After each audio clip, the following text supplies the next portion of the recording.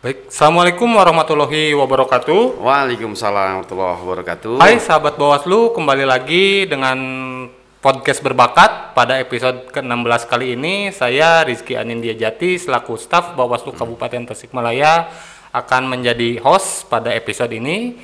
Bagi teman-teman yang belum subscribe, silahkan subscribe dulu channel-channel media sosial Bawaslu Kabupaten Tasikmalaya. Ada di fanpage Facebook, ada di Bawaslu Kabupaten Tasikmalaya, kemudian Twitter Bawaslu Kab Tasik, dan juga Instagram Bawaslu Kab Tasikmalaya. Pada kesempatan ini hadir narasumber dari Ketua KPAID Kabupaten Tasikmalaya, Kang Ato, yang akan memberikan kita banyak insight mungkin, utamanya terkait bagaimana anak-anak itu sebetulnya bukan sebagai alat politik, apalagi digunakan sebagai alat untuk menarik simpati atau menarik suara pada saat kampanye pilkada yang kebetulan sekarang sudah masuk tahapan kampanye. Betul. Nah, baik, sebelumnya Kang Ato, bagaimana kabarnya? Alhamdulillah, Kang Rizky hatur nuhun atas kesempatan kami dari KPAID diberikan bersilaturahim di broadcast yang luar biasa ini. Kita nunggu-nunggu undangan, setelah beberapa episode akhirnya kita sampai juga di ruangan ini. Terima kasih. Alhamdulillah, kita insya Allah kita bisa berbagi ya, bisa sharing. Betul. Tentang bagaimana menciptakan pilkada yang ramah anak. Betul, ramah anak tentunya Kang. Itu ya, tidak hanya ramah lingkungan tapi ramah juga terhadap anak-anak. Ramah juga terhadap anak, dan lebih daripada itu adalah bagaimana proses pilkada ini bisa memberikan edukasi yang baik kepada anak-anak. Betul. Sehingga apa yang dilakukan, yang diperagakan oleh orang-orang dewasa hari ini, oleh pelaku-pelaku pilkada, ini dapat terinstal dengan baik oleh anak-anak. Dan harapan saya, yang terinstal ini adalah sesuatu yang baik. Gitu, sehingga nanti ke depan ketika anak-anak ini meneruskan estafet dari pendahulunya, maka dia akan menjadi figur yang luar biasa untuk menciptakan pilkada yang damai lagi. Pilkada yang ramah anak lagi. Mudah-mudahan seperti itu. Amin. Harapan kita semua itu Kang. Amin. Ya. Nah, sebelum lanjut nih Kang, terkait tugas pokok dari KPAI itu sendiri sebetulnya seperti apa sih Kang? Ya, jadi tugas KPAI itu apabila mengacu pada Undang-Undang 35 tahun 2014 itu paling tidak ada 7 poin. 7? Ya, ada 7 poin. Saya sebutkan saja, ada pengawasan, ada advokasi, kemudian ada memediasi terkait sengketa anak, gitu ya. Kemudian ada juga KPAI juga punya tugas untuk melakukan sebuah kerjasama dengan lembaga-lembaga lain. Kenapa harus kerjasama? Mengingat bahwa untuk penyelesaian kasus anak ini tidak bisa diselesaikan oleh KPAI sendiri atau oleh pemerintah sendiri, harus bersama-sama. Sehingga atas dasar itu bagaimana KPAI bisa mengajak teman-teman untuk menciptakan kebersamaan di dalam kerangka menyelamatkan anak, gitu. Terkait dengan pilkada nih, ya betul. Gitu. Keterkaitannya adalah pengawasan, karena kami punya pengawasan di situ. Oh betul. Ya, betul. Gitu. Sama ada pengawasan, ya. gitu. Iya. Bedanya mungkin kalau Bawaslu mengawasi tahapan-tahapan pilkada, kita mah cukup mengawasi anak saja. betul. Nah, terkait pengawasan nih Kang, tadi kan disinggung karena fungsi kita juga kan kita pengawasan kampanye nih, pengawasan seluruh tahapan, yang mana di dalamnya kadangkala ya memang tidak bisa dihindari, kadang-kadang kan ada juga gitu yang melibatkan anak-anak ataupun ada orang tuanya yang ikut kampanye sementara anaknya itu dibawa. Nah, seperti itu. Nah, dalam regulasi sendiri nih Kang, terkait pelibatan anak khususnya dalam kampanye, apakah diatur Kang?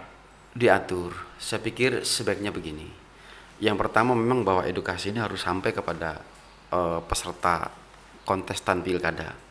Harus sampai juga kepada teman-teman partai politik, dan harus sampai juga kepada institusi terendah di Republik ini, keluarga. Betul. Gitu. Bahwa di dalam undang-undang itu anak dalam bentuk apapun tidak boleh dilibatkan di dalam kampanye. Takut nanti ada eksploitasi anak, gitu ya, dan sebagainya. Terus ada efek-efek yang lain ketika anak itu juga dilibatkan di dalam kampanye, khawatir nanti ada doktrin-doktrin, karena biasanya dalam kampanye itu tidak hanya semata-mata menyajikan yang baik, tapi kan biasanya beradu program yang mungkin adu program ini menyudutkan pihak lain, sehingga anak ini mengasumsikannya bahwa oh itu musuh gitu. Oh iya, betul, kita betul. baik, itu tidak baik. Betul, Kan betul, gitu. betul. Keterterimaan anak tentu berbeda dengan orang dewasa. Ini yang dikhawatirkan kemudian terinstal pada anak-anak gitu. Sehingga dalam pandangan KPAI itu diatur dalam Undang-Undang 35 tahun 2014 bahwa dalam bentuk apapun anak itu tidak boleh dilibatkan untuk dieksploitasi dalam bentuk apapun. Dalam bentuk apapun, dalam bentuk apapun, termasuk kegiatan partai politik, sehingga akan lebih ideal bahwa ini masyarakat juga harus tercerahkan. Sudah saatnya kita hari ini sudah memasuki sebuah peradaban demokrasi yang saya pikir sudah cukup maju. Betul. Sekarang sudah bukan lagi saatnya dan sudah bukan lagi waktunya kampanye membawa anak-anak. Kalau kita tidak mau dibilang kampungan. Betul, terima kasih Kang. Nah, berbicara anak-anak ya Kang ya? Ya. Karena kan kaitannya dengan kampanye, kaitannya dengan pilkada sendiri kan kita akan berbicara kaitannya dengan hak pilih Kang. Ya. Di mana dalam undang-undang pilkada sendiri hak pilih itu bagi warga negara yang sudah berusia 17 tahun. Artinya kan secara logika undang-undang tersebut 17 tahun itu kan sudah memiliki hak pilih dan mungkin dianggap dewasa dan mampu berpikir cakap mungkin Kang, sehingga muncullah hak pilihnya. Nah, dari sisi KPID sendiri memandang hal tersebut seperti apa Kang? Dari sisi regulasi lah kita berbicara. Jadi Kang Rizky, kita ini bersinggungan dengan 3 institusi. Oke. Dengan 3 undang-undang. Betul. Disebutkan bahwa di undang-undang pernikahan itu yang dimaksud di bawah umur itu 19 tahun. Undang-undang pernikahan itu Kang ya? Ya, gitu. Ya. Jadi kalau ada orang menikah, di bawah 19 tahun, maka itu di bawah umur. Betul. Gitu. Satu itu. Di Undang-Undang Perlindungan Anak itu di bawah 18 tahun. Berarti ada irisan lagi tuh. Betul. Gitu, 1 tahun. Di Undang-Undang Partai Politik, warga negara yang sudah boleh menggunakan hak pilihnya itu 17 tahun, betul. Beririsan lagi tuh dengan kita. Betul. Ini. Jadi bahwa perdebatan ini bukan hanya ada di sini, tetapi juga di belahan sana pun kami juga ada perdebatan ketika ini anak di bawah umur di Kabupaten Tasikmalaya banyak yang menikah. Kita verifikasi dulu berapa tahun gitu. Kalau memang di bawah 18 tahun berarti itu anak. Tapi kan tafsiran yang lain bahwa di bawah 19 tahun itu anak. Menurut kita sudah bukan kan gitu. Terkait dengan ini, saya pikir karena tadi itu ada irisan tuh Kang Rizky, ada irisan 1 tahun. Ya. Ini saya pikir harapan kami ini kita untuk bisa duduk bersama dulu antara kontestan pilkada ya, gitu, pilkada, Bawaslu dan stakeholder yang lain untuk bisa menyamakan dulu bagaimana kita bisa dari irisan ini tetap kita harus menyajikan pilkada yang aman buat anak-anak. Betul. Gitu, sehingga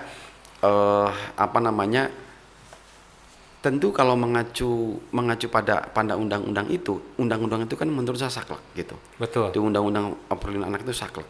Sebab saklek itu ketika didapati bahwa anak itu dilibatkan dalam proses ini dan didapati ada unsur eksploitasi, maka di dalam Undang-Undang 35 tahun 2014 itu ada ancaman hukuman minimal 5 tahun, maksimal 15 tahun. Artinya ranahnya bukan lagi ranah Bawaslu, ini sudah pidana. Gitu. Ini sudah pidana gitu. Nah, sekarang persoalannya adalah bagaimana dengan irisan yang 1 tahun itu. Betul, Kang. Gitu. Irisan yang 1 tahun ini. Maka saya pikir yang tadi saya sebutkan untuk duduk bersama itu, yang pertama bahwa seyogianya kampanye tidak boleh dilakukan di sekolah. Walaupun di situ ada orang dewasa menurut undang-undang partai politik. Betul. Karena anak kelas 3 itu rata-rata sudah di atas 17 tahun. Artinya dia sudah boleh menggunakan hak pilihnya. Betul. Ini butuh diatur secara spesifik. Kemudian yang kedua, ini butuh kedewasaan dari kita. Kalau bisa tidak boleh juga dong, gitu. siswa yang usianya di atas 17 tahun dia sudah punya hak pilih, kampanye masih pakai baju seragam misalkan. Oh ya, betul Kang, betul. Ya. Pakai baju seragam atau misalkan arak-arakan pakai baju seragam. Pakai seragam, betul. Gitu, dihajakeun gitu. Dihajakeun anak SMA gitu dengan dalih misalkan apa peduli pendidikan misalkan. Pendidikan, ya. Sehingga anak itu gitu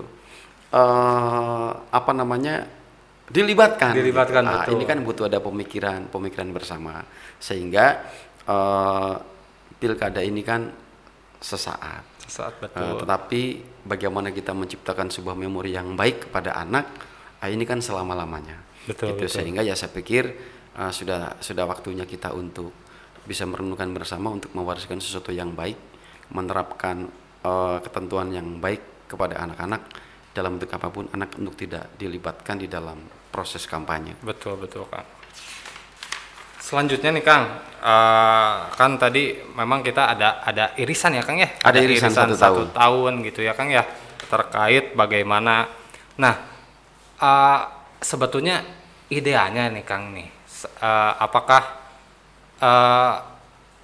ada cara tidak Kang untuk menyamakan persepsi gitu tuh? Karena kan di satu sisi si anak tuh sudah di atas 17 tahun dan butuh dong dia mendengarkan visi misi calon yang akan dia pilih. Ini yang tadi saya bilang harus duduk bersama. Generasi ini kan generasi zilenial ya. Dia tidak boleh menginstal sesuatu yang buruk. Betul. Gitu. Sehingga yang saya maksud, dibutuhkan sebuah kecerdasan dari stakeholder terkait bagaimana kita bisa menyajikan kampanye selain ramah dengan anak gitu, tetapi juga tidak merusak belahan undang-undang yang lain. Ya betul. Sehingga metode yang mesti kita sampaikan kan tidak harus semata-mata ikut abring-abringan, misalkan mohon maaf di dalam sebuah kampanye besar. Ya.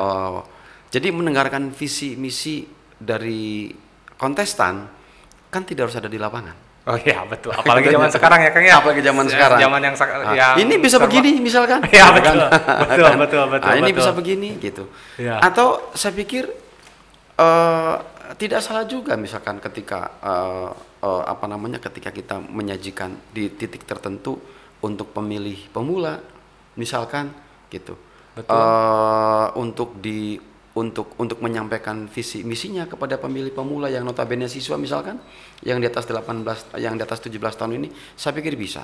Nah, cuman yang saya maksud ini adalah bahwa secara konkret coba sampaikan kampanye ini dengan cara elegan yang tidak merusak psikis anak-anak. Betul. Nah, saya pikir itu sih intinya, Mas. Sehingga di situ tuh yang kita butuh siasati bersama-sama itu bagaimana kita bisa menyajikan etika yang baik yang bisa kita wariskan tentang pilkada ini kepada anak-anak. Itu saya pikir yang paling penting. Betul. Nah, kemudian terkait anak-anak nih Kang ya, memang ya seringkali memang eksploitasi terutama mencari simpati lah seperti yang Akang sebutkan tadi dengan memakai baju seragam seolah-olah peduli dengan pendidikan gitu kan, atau misalnya ada anak-anak balita yang ya notabene kurang diangkat seperti itu gitu. Nah, pola-pola kampanye seperti itu mungkin menurut Akang apakah masuk tidak sih sebetulnya hal-hal seperti itu dalam kategori eksploitasi Kang? Penyajian anak secara demikian Kang? Eksploitasi itu kan ada yang disengaja dan ada yang artinya disengaja itu diskenariokan di dalam metode kampanye itu melibatkan anak. Betul. Gitu. Misalkan ada sebuah dramatisasi yang dibuat di dalam sebuah cerita pendek, misalkan calon betul. A datang ke anak. Ya gitu. Betul. Seperti itu kan. Berarti ini kan ada sebuah skenario. Betul. Kan begitu. Betul. Ada sebuah skenario gitu.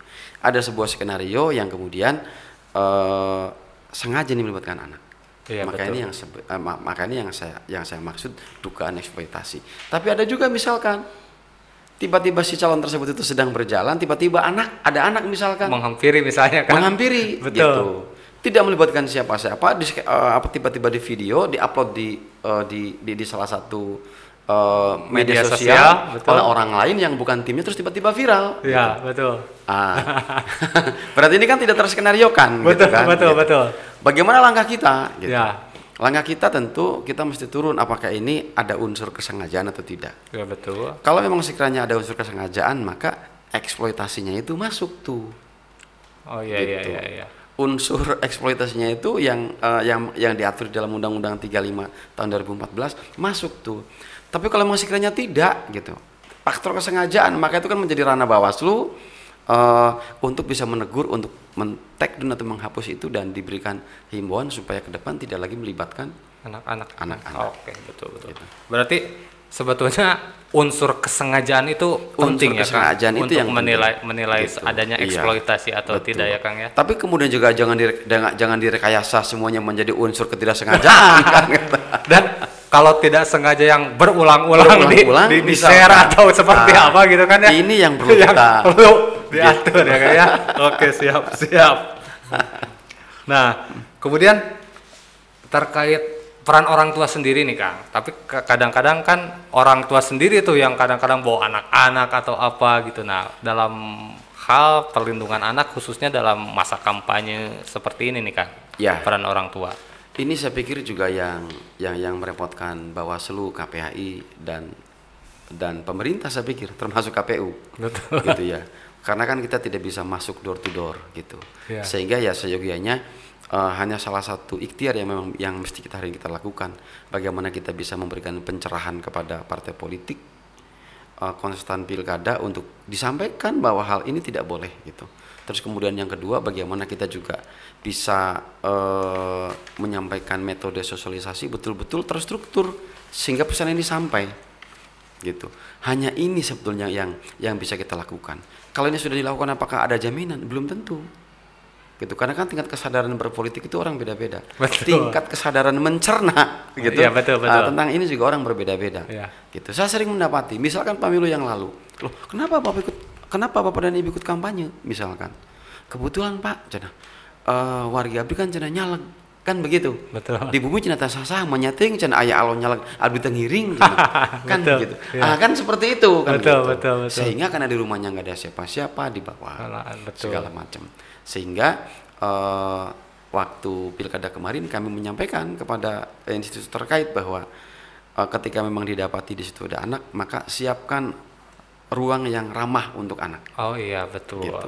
Betul. Misalkan kampanye di lapang, maka harus terkoneksi dengan ruangan yang aman untuk anak.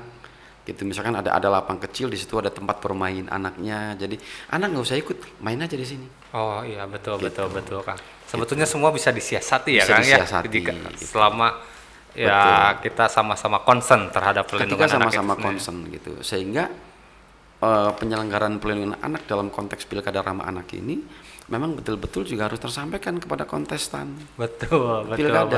Kalau tidak bersama-sama ya sulit untuk mencari titik temunya. Karena beberapa peristiwa itu karena akan melibatkan banyak orang, momentum melibatkan anak itu sangat mungkin terjadi. Betul. Ketika ada dangdutan umpama. Iya, betul. Gitu. Anak nggak boleh, tapi tiba-tiba anak nyelonong naik, misalkan.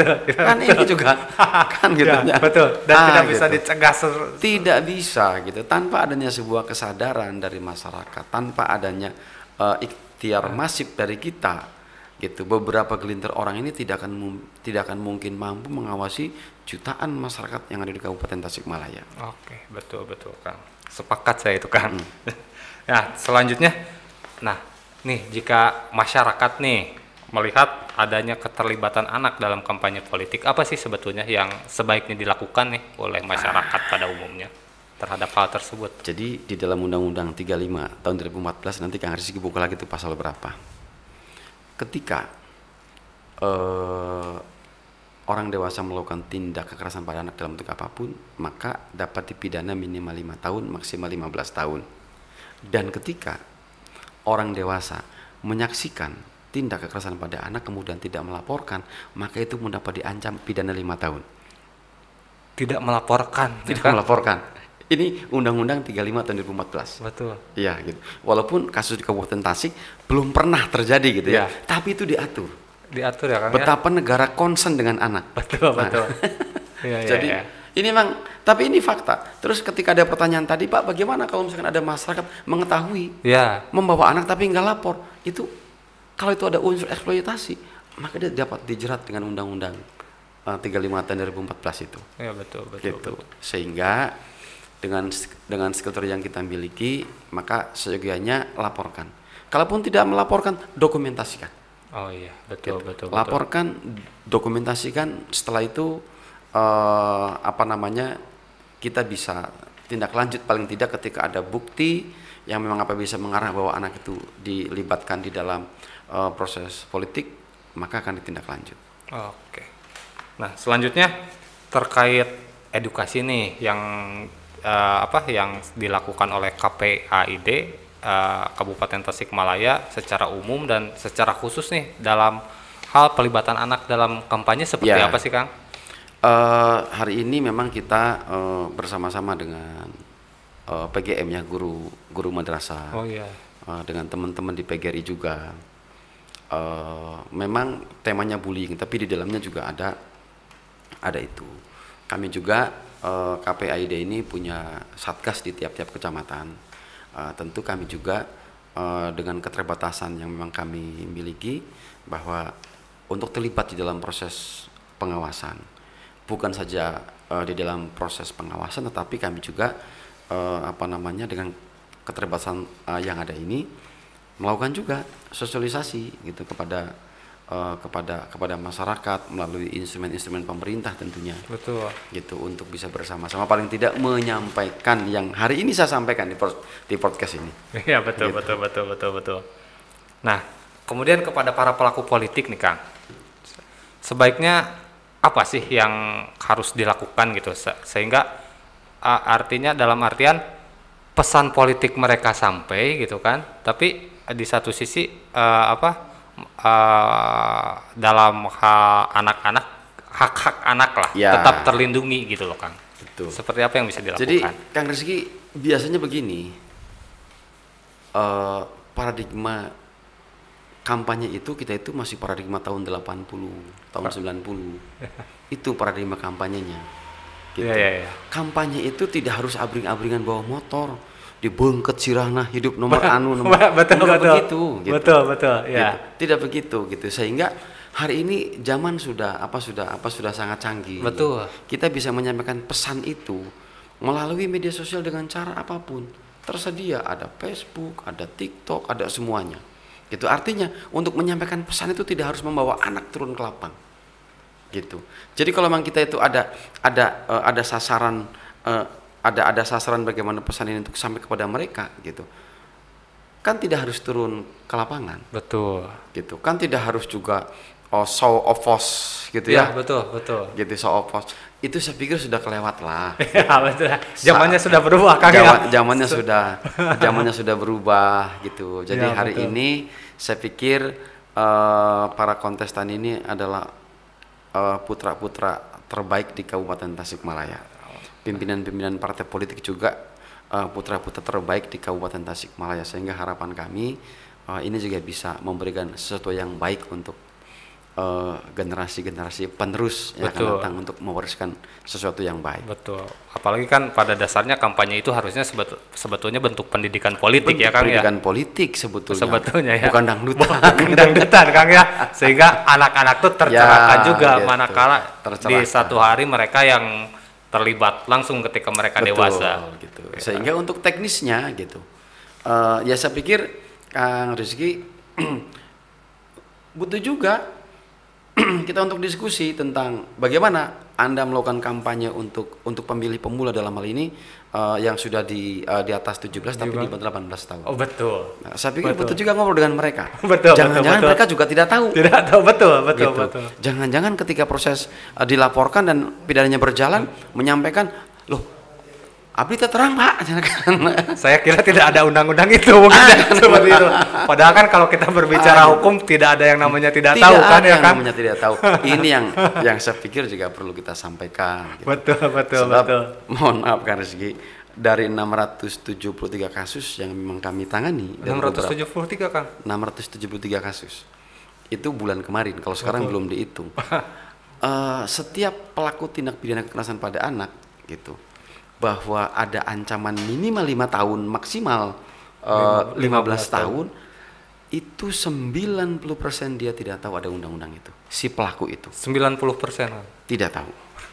gitu. Maknya cenah piraga kieu cenah jadi geuning meneh kan gitu. Iya, Dipikirnya kalau kekerasan pada anak itu kan tidak bisa dipidana setahun 2 tahun. Betul. Minimal 5 tahun. 5 tahun minimal Gitu. ya Kang ya. Minimal 5 tahun dalam bentuk apapun. Siap, Gitu. siap. Iya. Artinya mungkin ya sebetulnya seluruh stakeholder ya Kang ya, apalagi para politisi ini kan sebetulnya mereka sendiri kan yang nantinya akan membuat Betul. suatu regulasi gitu ya Kang ya. Betul.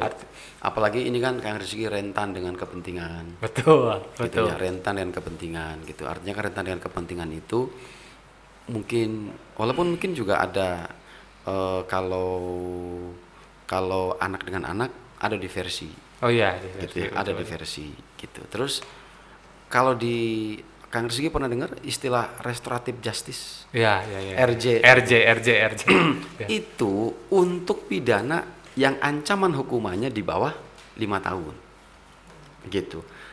Untuk anak itu tidak ada RJ. Iya. Nggak boleh, jadi Nggak boleh ya? pintu ruang Pintu Isra ruang. itu gitu Tertutup ya tertutup sebetulnya. gitu. Ya. Kemudian saya khawatir ketika ini ditumpangi oleh kepentingan tertentu segala macam gitu. Betul. Kemudian bukan hal yang tidak mungkin kita juga membunuh diri kita sendiri. Betul. Artinya sebetulnya ya kepentingan lainnya itu ya Kang ya yang harus agak itu yang memang perlu kita antisipasi. Yang harus diantisipasi, betul. Nah, kemudian jikalau lah mudah-mudahan tidak ada ya Kang ya pada kampanye kita pilkada saat ini tuh. Jikalau ada nih Kang ditemukan nih ada kasus pelibatan anak dan mengarah pada yang eksploitatif seperti itu Kang. Langkahnya seperti apa sih Kang dari KPAI sendiri? Oke. Ada 2 langkah yang akan kami lakukan. Yang pertama kalau menyangkut pilkada itu sudah diatur oleh Bawaslu, maka itu menjadi ranah Bawaslu. Betul. Tetapi ketika kami juga mendapati bahwa ini terbukti ada unsur eksploitasi politik, maka ini pidana murni, maka akan kami tindak lanjuti ke kepolisian. Gitu, karena sudah tidak terkait lagi dengan Bawaslu dengan pilkadanya betul. Gitu. Jadi kalau kita mungkin normatif saja gitu. Pernah terjadi juga di beberapa kota yang lain terkait anak ini tidak hanya terkait dengan administrasi yang ada di panitia pemilihan Pemilu, termasuk ya, Bawaslu gitu ya. Tidak itu, tapi juga ada unsur yang lain yang memang terlibat. Betul. Artinya kan secara aturan berarti boleh saja itu tidak melanggar undang-undang pemilu atau undang-undang pilkada, tapi di satu sisi sangat mungkin ada undang-undang perlindungan anak yang dilanggar ya Kang ya. Itu yang harus diperhatikan mungkin itu ya oleh para kontestan kita.